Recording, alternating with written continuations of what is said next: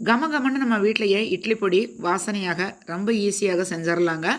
அதுக்கு நம்ம ஃபஸ்ட்டு எடுத்த உடனேவே நான் வெள்ளை உளுத்தம் பருப்பு உருட்டு உளுந்து அப்படின்னு சொல்லுவோம். அது 1 டம்ளர் அளவுக்கு எடுத்திருக்கேன்.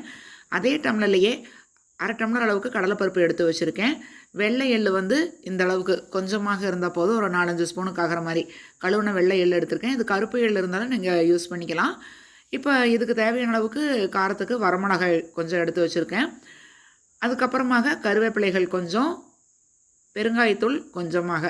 இப்போ வானிலையில் எண்ணெயெல்லாம் எதுவும் ஊற்றாமல் ஃபஸ்ட்டு நம்ம எள்ளு வறுத்து எடுத்து வச்சுக்கலாம். அந்த எள்ளு வறுத்து எடுத்து ஒரு பிளேட்டில் மாற்றிக்கிட்டு அதுக்கப்புறமாக 2 ஸ்பூன் எண்ணெய் ஊற்றிக்கோங்க. நிறைய ஆயில் ஊற்றிடாதீங்க.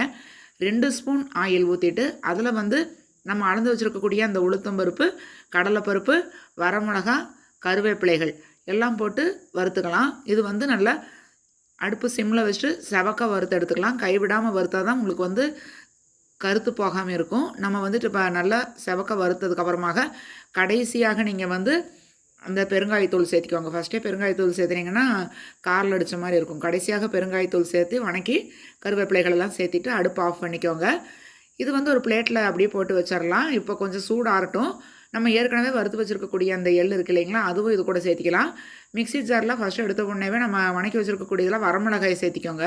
அதுக்கப்புறமாக இதில் கடலைப்பருப்பு, உளுத்தம்பருப்பு எல்லாத்தையும் சேர்த்து தேவையான அளவுக்கு கொஞ்சமாக உப்பு, கல் உப்பு சேர்த்திருக்கேன்.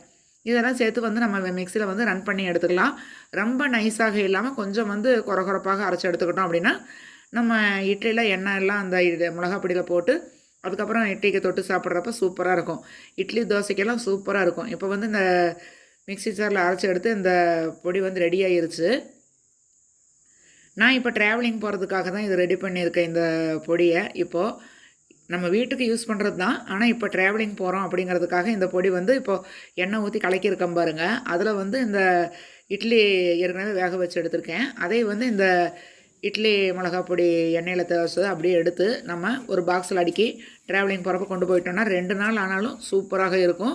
இந்த இட்லி பொடி வாசத்துக்கே நம்ம இன்னி 10 இட்லி சாப்பிட்ணும் அப்படின்னு இருக்கும். ட்ராவலிங் போகிறப்பெல்லாம் ரொம்பவுமே யூஸாக இருக்கும். அதே மாதிரி நம்ம ஆனியன் ஊத்தாப்பம், நம்ம வீட்டில் ஊற்றக்கூடிய தோசை எல்லாத்துக்குமே இந்த இட்லி பொடி நீங்கள் வச்சு சாப்பிட்லாம். இதில் நான் வெள்ளை பூண்டெல்லாம் எதுவுமே சேர்த்தலை. பூண்டு யூஸ் பண்ணுறவங்க அப்படின்னா பூண்டு சேர்த்திக்கலாம். கொள்ளெல்லாம் யூஸ் பண்ணுவாங்க. நான் அதெல்லாம் எதுவுமே யூஸ் பண்ணலைங்க. நீங்களும் இதே மாதிரி ட்ரை பண்ணி பாருங்கள். இந்த வாசமே அப்படியே வீட்டையவே தூக்கும், ஆளையவே தூக்கும்பாங்க. அந்த அளவுக்கு சூப்பராக இருக்கும். மறக்காமல் இதே மாதிரி ட்ரை பண்ணி பாருங்கள். நெக்ஸ்ட் வீடியோவில் உங்களை மீட் பண்ணுறாங்க. வாழ்க வையகம், வாழ்க வளமுடன்.